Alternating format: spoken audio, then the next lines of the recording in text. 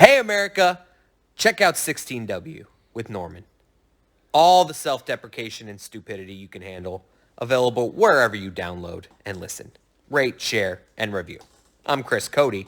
Arrgh! Hey guys, what's going on? It is Tuesday, and since it's Tuesday, we do our Tuesdays with Tommy, which is my dad, who's right there. Say hello, Tommy. Hello. You never get that joke. I do. Hello, Tommy. Oh God, you have. If I have to point it out, I thought I did that the last time, and you said no. I didn't. no, you didn't do it the last okay. time. So I wanted to do a podcast. Tuesdays we do our podcast with my dad, and what we're basically doing is talking about. I'm running for the POA board in the neighborhood, and I wanted to bring him on to talk about. He ran for the Board of Education. You ran the Board of Ed in Woodbridge for how many years? 18 or 19 years. Yeah. So like from before I was born in the early 70s. So that's how old I am. Shows how old he is. He was on the Board of Education up through until I was in high school. So I figured it would be kind of interesting to see how a Board of Education in New Jersey, which is pretty cutthroat, compares to a POA election in Tampa for just managing people's properties. So before we get to that, so I'm wearing a hat today because I'm having a terrible hair day. So I'll just take this off for a second. And you can see, how's that, Dad? Is that a bad hair day or what? Yeah, that's a bad hair But who do you day. think's having a worse hair day, me or you? Me. But hat I had can't to, even do that. hat had to be worn. I can't even manage it. It's a mess.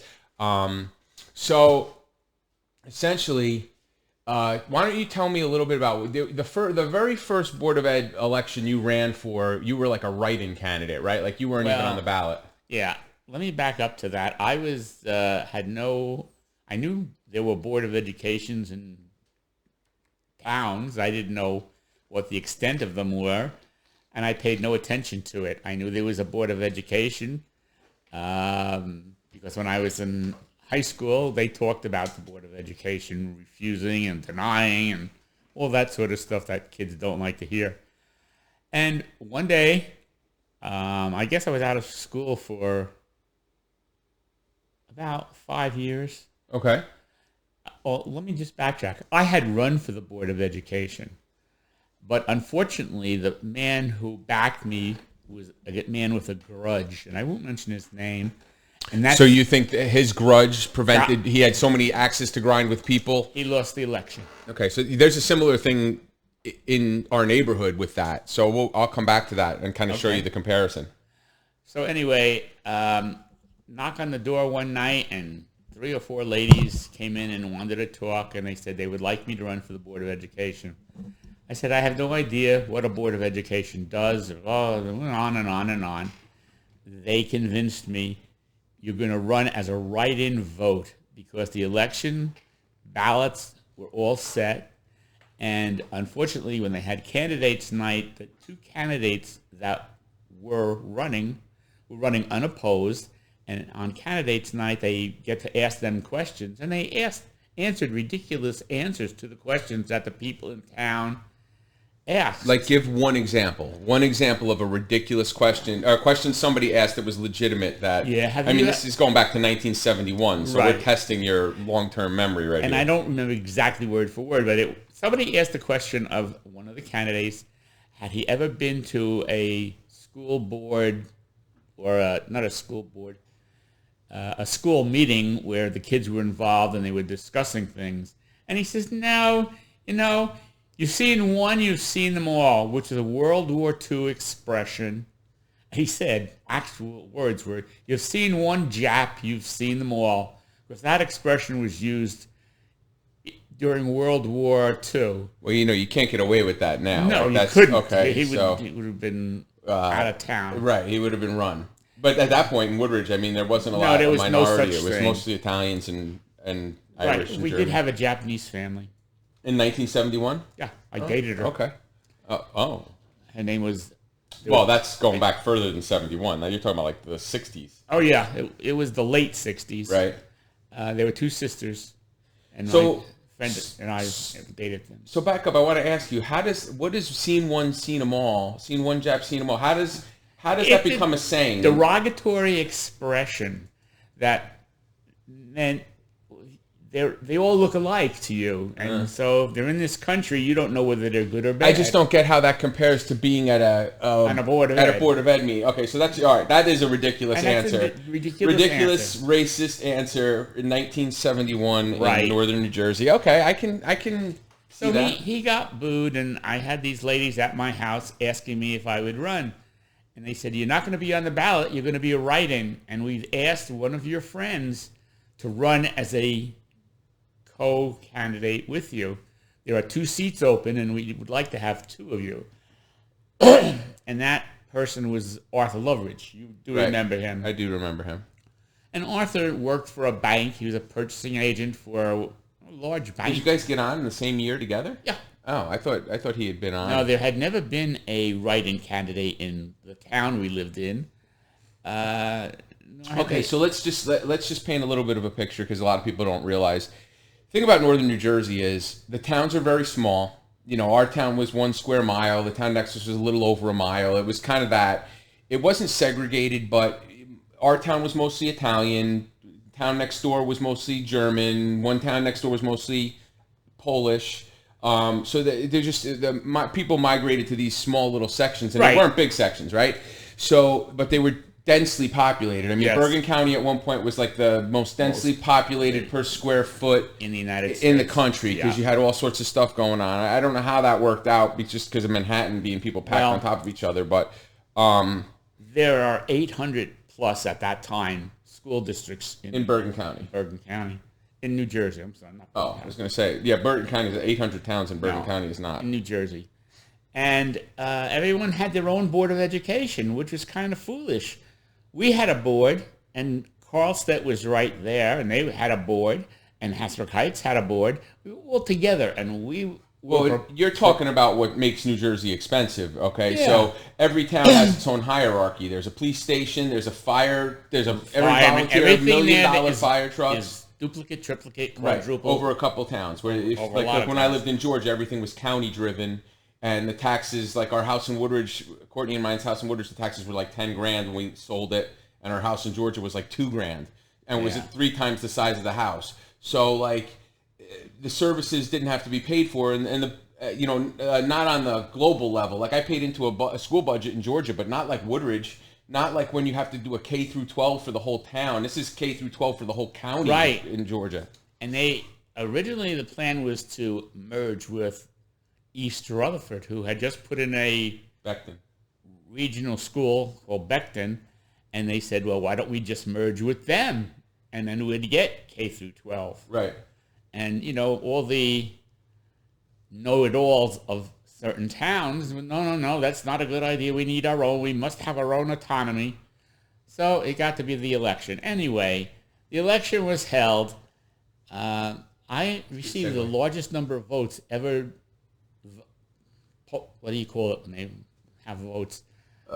You've received the highest number of election votes for an election held in Woodbridge. And the population of Woodbridge is what, about 8,000? Oh, it's 8,000 homes. No. There were only 2,900 homes. 2,900 homes and about 8,000 to 10,000 people. Right. So an election, so when you say the largest turnout, you got... In the town. Town's largest. So if there's 8,000 roughly people voting... I got 600 votes. That's crazy. But think about that won that first place. And that's the best ever. 600 votes for one candidate. Point. Because they really never voted. Right. Because if someone was on it was I don't know if I could even say this and sound good. Everyone knew the Board of Education was the right-hand arm of the First Presbyterian Church. Can I say that? You could say whatever you want. You're 77 years old. Do you give a shit what anybody thinks or says anymore? I'm 48 and I don't care. Anything that the people wanted to do, they had to clear with the elders of the church. Like the First Presbyterian on 4th Street, on Boulevard that burnt down, church? Yeah, it was in Really? I didn't realize that. I figured the Catholic Church, the Catholic Church is a stronghold. They didn't want to have a connection with the Catholic Church because they had their own school. They had their own school, and it was religion involved. Right. So They broke away from the Catholic Church. Anyway, we got elected. So, all right. So let's talk about the similarities to 1971 Woodbridge. Go ahead. What do you want to finish? Let me tell you. Now, Artie and I were the first two ever people who elected to a Board of Education that took advantage of the state-run orientation for new members. Like, oh, once you got in, you guys went and learned. We had to go for a week. Yeah, that makes sense. And they never did that before. Right. And that's maybe why we became a little cocky, because we knew things that... Well, and you had longevity. I mean, Artie was on it, I think, till the same time you were on. Yeah, we were the same time. But there was always someone in the crowd, and we have one, we'll call her Mrs. S, because she was a real pain in the ass. Not Mrs. Sedita. No. She was a lovely woman. She was lovely. This woman came to every meeting and asked questions that had never been discussed by the board. We didn't know were happening. Right. She had someone who Inside was getting info to her. And so that was a difficult time to get through, because it made you look, why are you on the board? You don't know anything. Right, but you have a little bit of advantage. If you're the two getting in, I mean, what's the board, 7 or 5? 5. So you're still on the minority of the board. So you could literally sit up there and go, hey, listen, we're trying to do what you want to do, and we just don't have the majority yet to do it. No, but we were... The board was pretty autonomous. Autonomous. They ran as a 5-man group, and we had caucus meetings. There were 2 meetings a month, and everything that was discussed in a caucus meeting and worked out before it ever went to the meeting. To the public, right. Then you had sunshine laws. But then a law came in called Sunshine Law, and you couldn't do that. Right. That was against the law to do that. Right. So it was a joke, because the Board of Ed was the 5 members, so that was 10 people that every so often would have dinner together, go to a party. We went to Atlantic City for the board conventions, and there were a lot of things we did that would have been called meetings. Right, because you had a we had a majority with us. So a couple of similarities, all right? So right now on this board, there's 5 people on our POA board, same as the Board of Ed and Woodbridge. It's not really politically affiliated, just like the Board of Ed and Woodbridge. You didn't run as a Republican or a Democrat, really. You were kind of an independent at that point. I was, even but though you leaned right. It was fought over between the Democrats and the Republicans, because the Board of Ed is the largest amount of money on the budget, usually. So the council, right. They wanted us to be on their side. I get it. Each one. So there's the 5 members, pretty much apolitical, as it should, as it should be here. This is just neighborhood, just such like the Board of Ed is neighborhood stuff, even though the Board of Ed has like 8 times large. The Board of Ed in 1971 in Woodbridge had like an 8 times larger budget than the POA board has a budget here. The POA board budget's a couple $100,000 or whatever it is. So we hit $100,000 until I was on the board for 19 years. School board? Yeah. The school budget was less than $100,000? Most of the time, yeah. So then, Dad, how is that the largest salaries of the police department? It was a small town. The police department was... But the police department salaries alone, if there's 22 cops on, and they each made $20,000. But there weren't 22 cops on at the time. It was much smaller, and it's when they say the school board budget, it was the running of the schools. Right. Now... The salaries alone for the teachers is more than that. Yes, but that was not included. It was the budget that they had to run the school. And we had a motto that we learned at the orientation. Our job is not to run the school, but to see that the schools are run well. Right. So Artie and I try to uphold to that and do that. But I get what you're saying about that. But what I'm saying is, and I'm not going to argue with you on it. If you say it was $100,000, I don't know how Woodbridge schools K through 12 could run on $100,000. Just teachers' salaries alone would be more. There was more teachers. There was more than salaries was separate.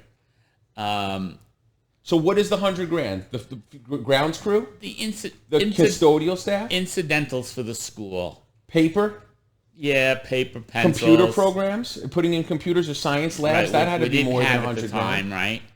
So it had to be higher than $100,000 by the time you left. Like the science labs put in, that just went to your taxes.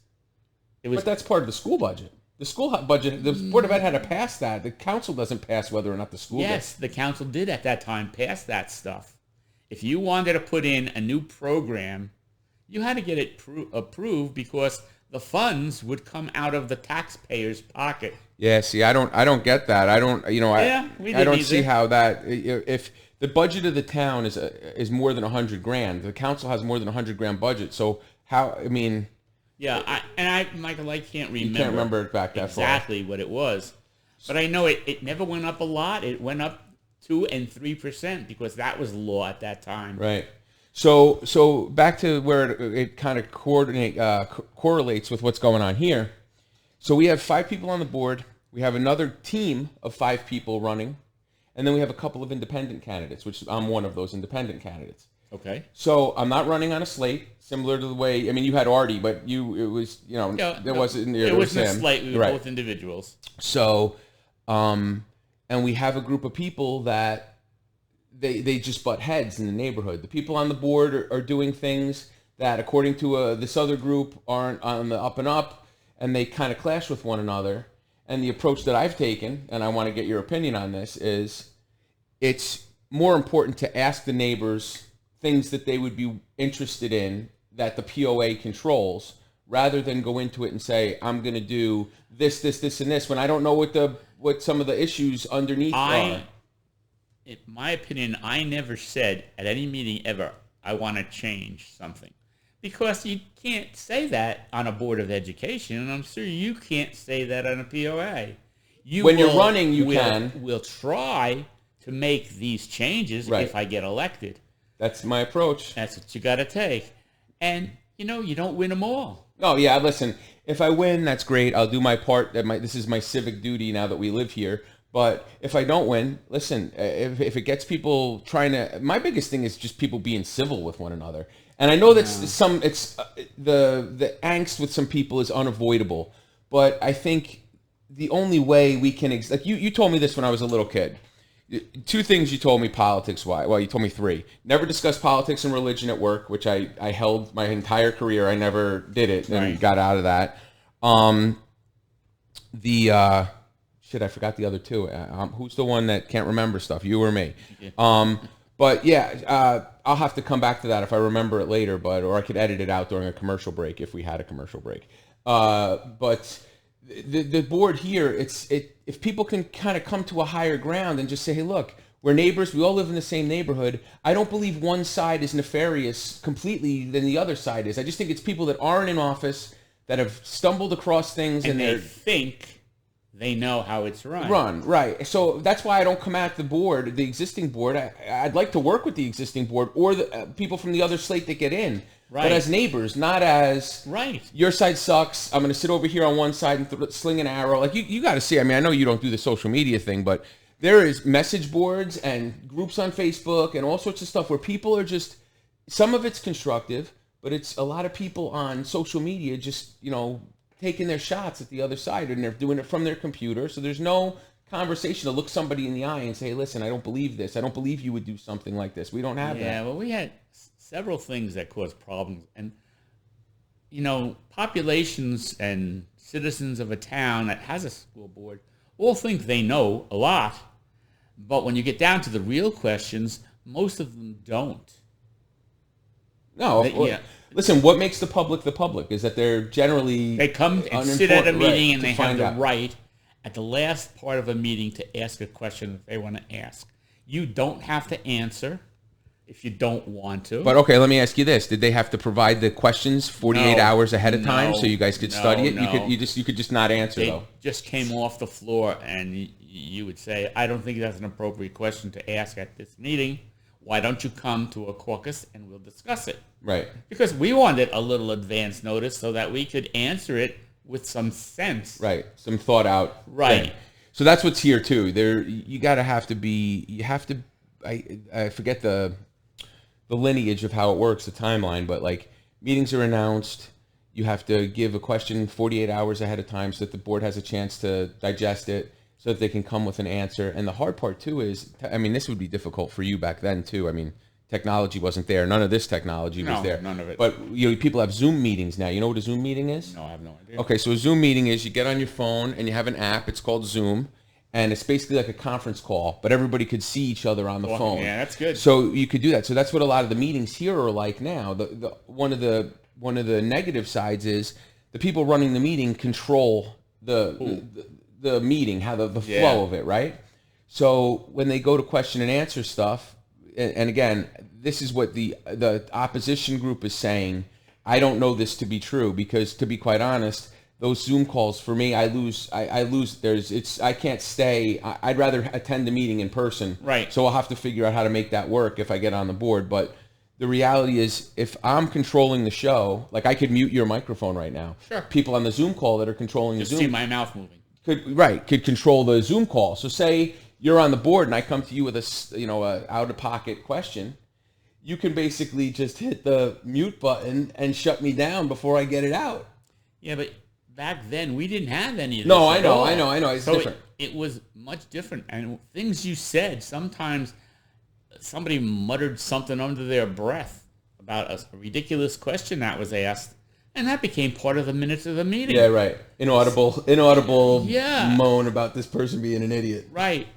And we had a certain amount of people like that. There was this one woman. She went to every meeting. She was very well versed on what was going on, more than the board members were, because of her, whoever the in was. And it was really just to get her kids in certain classes with certain teachers. Well, because she thought they were the best. Right. And so that was a very difficult thing, because once you do that once, You're gonna do it for everybody everybody. wants it. Right. And there's only so much room in those And classes. I don't know if you can remember, but our phone from 6 o'clock on used to ring, especially on board nights, with people asking Questions, and Can then you I remember tell me news that- reporters calling the house. and with then stuff. the reporters call after the meeting. Right. So that was the difficult part. But I thought there were benefits to me when we put in programs. While I was on the board, we put in a new math program, which every town in our Bergen County area ended up putting in. We were the first. Now they have Common Core math. I don't know what I'll that have is. the kids show you that when they come to visit. And It's we put sick. in reading programs. Right. And those are the two things you really need in life to get by. I got to be honest with you. You're telling me my school that I went through K through 12 had a $100,000 annual budget. I'm starting to question the education that I received. That was it. On $100,000. No, that was only at certain things. But That's why I have a terrible vernacular. I have such a potty it had mouth. nothing to do with the salaries, because the salaries were controlled by the I'm just City talking programs. Council. You're talking about putting in reading and math programs. I would think that would be basic stuff in 1971. because in the Board of Education, you just made the suggestions. We had to do all the groundwork and look things up and find out about a Right. program. And you know how you had to do that? Go to the state, Go to districts that had it and go to the state. check it out. Yeah. And check it out. And some of them worked really good, and some of them just didn't. Right. I mean, so I mean, you can see some of the similarities and stuff that's going on here. Absolutely. Like, right? So what that tells me is that over time, so that's 1971. It's almost 50 years ago, 49 years Right. ago, right? So 50 years later, we're still dealing with some of the same back and forth. One side's angry. The country's become more polarized. We don't want to get into that. We'll get into that. We'll have a full-on political discussion, and then you can go off about Because everybody thinks they know the right answer. And it's their opinion, which is until you get in. Until you right. get in. Until you get in and see what's really going on and what's coming. The state used to make some ridiculous requests. And most of the requests were made for the big schools, for the Newarks and the Jersey cities, because they had the population. So, and you had to put up with it. There was something, and I can't remember what it was, that we had to put up with Jersey City. And it was a ridiculous program. Woodbridge, we never went into it because we couldn't figure out a way to get around it. Right. But there was some really good aspects of it. I mean... So let me ask you this, because I want to hold it to the election type stuff, some of the similarities to the election and the process, and we could get into some of the things you did later. The question I asked on social media was, currently where we live, now we have a CDD board that handles the majority. That has a bigger budget. That handles all the common areas, the parks, the social, the rec area, all that stuff. POA board is a smaller board, and it only focuses on people's property.